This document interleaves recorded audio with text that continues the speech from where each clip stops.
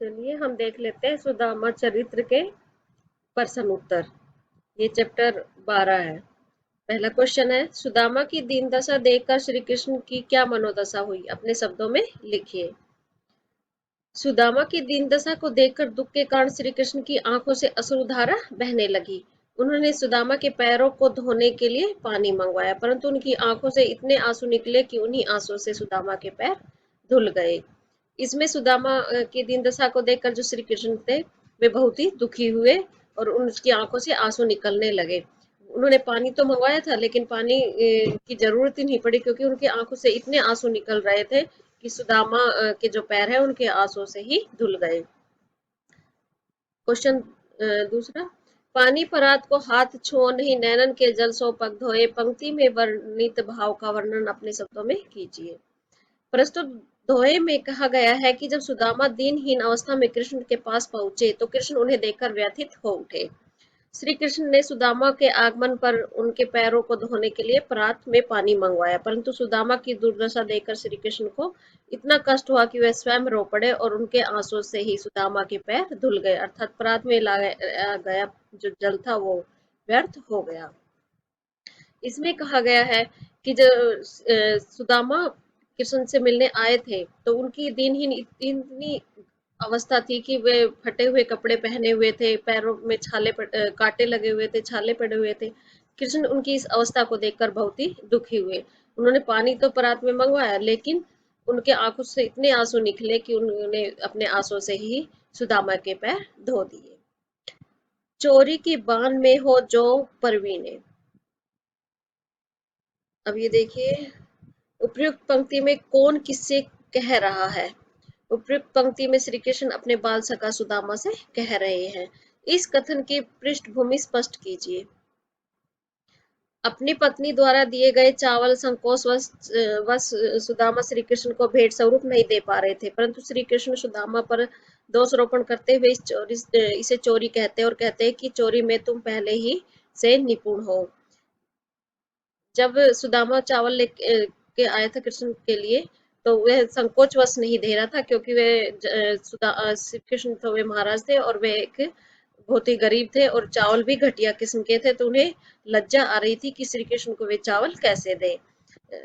तो जब श्री कृष्ण को पता चला तो उन्होंने कहा, तुमने तो चोरी की है, तुम मुझसे ये छुपा रहे हो और ये चोरी की आदत तो तुम्हें पहले से ही है। गए भाग इस उपालंब उपालंब का मतलब होता है शिकायत के पीछे कौन सी पौराणिक कथा है। बचपन में जब श्री कृष्ण और सुदामा साथ साथ संदीपन ऋषि के आश्रम में अपनी अपनी शिक्षा ग्रहण कर रहे थे, तभी एक बार जब श्री कृष्ण और सुदामा जंगल में लकड़ियां एकत्रित करने जा रहे थे, तब गुरु माता ने उन्हें रास्ते में खाने के लिए चने दिए थे। सुदामा श्री कृष्ण को बिना बताए चोरी से चने खा लेते हैं। श्री कृष्ण उसी चोरी का उपालम सुदामा को देते हैं। अब इसमें बताया गया है कि जब कृष्ण और सुदामा जब शिक्षा ग्रहण कर रहे थे तो उसी समय वे लकड़ी लेने के लिए जंगल में जाते हैं। तो लकड़ी लेने के लिए जब जंगल में जाते हैं तो गुरु माता उन्हें चने देती है और सुदामा उन्हें चोरी से खा लेता है। तो उसी का उलाहना श्री कृष्ण सुदामा को दे रहे थे। द्वारका से खाली हाथ लौटने पर सुदामा मार्ग में क्या सोचते जा रहे थे, वह कृष्ण के व्यवहार से क्यों खींच रहे थे। सुदामा के मन की दुविधा को अपने शब्दों में लिखिए। द्वारका से खाली हाथ लौटते समय सुदामा का मन बहुत दुखी था। वे कृष्ण द्वारा अपने प्रति के व्यवहार के बारे में सोच रहे थे। जब वे कृष्ण के पास पहुंचे तो कृष्ण ने आनंद पूर्वक उनका आतिथ्य सत्कार किया था। क्या वह सब दिखावटी था। वे कृष्ण के व्यवहार से खींच रहे थे क्योंकि उन्हें आशा थी कि श्री कृष्ण उनकी दरिद्रता दूर करने के लिए धन दौलत देकर विदा करेंगे, परंतु श्री कृष्ण ने उन्हें चोरी की उल्लंघना देकर खाली हाथ ही वापस भेज दिया था। जब सुदामा द्वारिका से लौट रहे थे तो वे बहुत ही दुखी थे, क्योंकि वे एक आशा लेकर आए थे कि जब मैं श्री कृष्ण के पास आऊंगा तो वो मेरी मदद करेंगे, और इसी आशा को लेकर वे श्री कृष्ण के पास आए थे। लेकिन श्री कृष्ण ने उन्हें खाली हाथ भेज दिया, तो वह खींच रहे थे कि श्री कृष्ण ने मेरी कोई मदद नहीं की, मुझे कुछ भी नहीं दिया।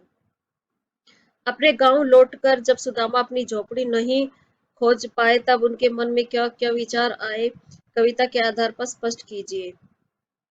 द्वारका से लौट कर सुदामा जब अपने गांव वापस आए तो अपनी झोपड़ी के स्थान पर बड़े बड़े भव्य महलों को देखकर सबसे पहले तो उनका मन भ्रमित हो गया कि मैं कहीं घूमकर फिर वापस द्वारका तो नहीं चला आया। फिर भी उन्होंने पूरे गांव छानते हुए सबसे पूछा कि लेकिन उन्हें अपनी झोपड़ी नहीं मिली। अब इसमें क्या कहा गया है कि जब द्वारका से सुदामा लौटता है अपने गांव में, तो देखता है कि उसकी झोपड़ी की जगह बड़े बड़े महल बन गए थे। अब वह महल को देखकर चकित हो गया कि मेरी झोपड़ी कहाँ गई। उस सारे गांव में घूमा और उसको अपनी झोपड़ी नहीं मिली। निर्धनता के बाद मिलने वाली संपन्नता का चित्रण कविता की अंतिम पंक्ति में वर्णित है। उसे अपने शब्दों में लिखिए। श्री कृष्ण की कृपा से निर्धन सुदामा की दरिद्रता दूर हो गई। जहाँ सुदामा की टूटी फूटी सी झोपड़ी रहा करती थी, वहां अब सोने का महल खड़ा है। कहाँ पहले पैरों से में पहनने के लिए चप्पल तक नहीं थी, अब घूमने के लिए हाथी घोड़े हैं। पहले सोने के लिए केवल कठोर भूमि थी, अब शानदार नरम मुलायम बिस्तरों का इंतजाम है। कहाँ पहले खाने के लिए चावल भी नहीं मिलते थे और आज प्रभु की कृपा से खाने को मनचाही चीज उपलब्ध है, परंतु वे अच्छे नहीं लगते।